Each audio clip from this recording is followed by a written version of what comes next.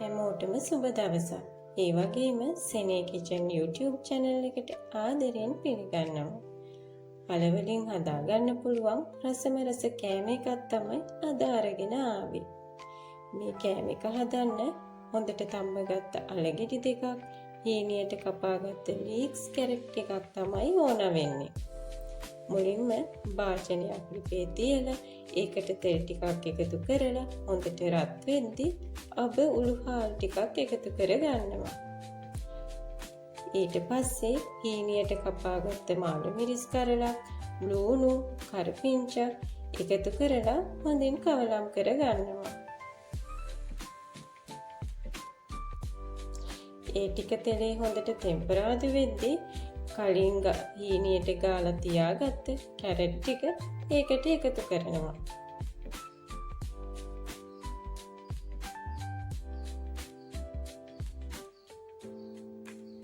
ඒක හොඳින් කවලම් කරලා තෙලේ හොඳට තැම්බෙන්න දෙන ගමන් අපි කලින් හීනියට කපලා තියාගත්ත ලීක්ස් ටිකත් ඒකට එකතු කරනවා.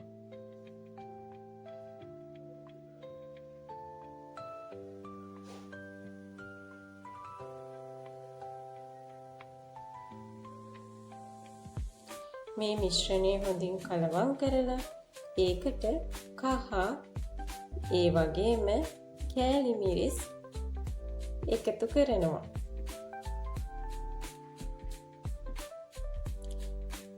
ඊට පස්සේ රසානුව ගම්බිරිස් ඒ වගේම රසානුව ලුණු එකතු කරලා හොඳින් තෙම්පරාදු කරගන්නවා.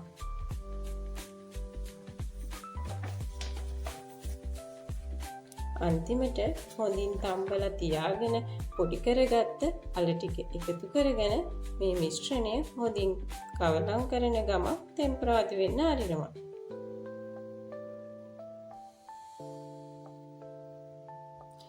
ඒ විදිහට හදාගත්ත අල තෙම්පරාදුව නිවෙන්න තියලා භාජනයක් අරගෙන ඒකට පාන් පිටි එකතු කරලා ඒකටම බිත්තරයකුත් එකතු කරලා වතුර ටිකක් එකතු කරගන්න ගමන් හොඳින් දිය කරගන්නවා.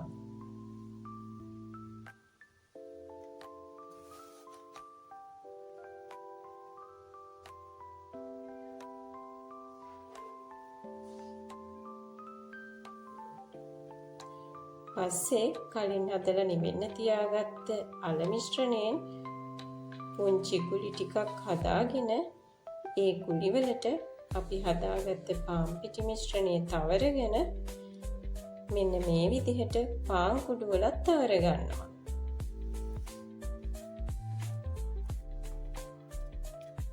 මේ විදිහට හදාගත්ත අල කට්ලට් ටික ගැඹුරු තෙලේ මද කින්දරේ රන්වන් පාට වෙනකම් බෙද ගන්න ඕන.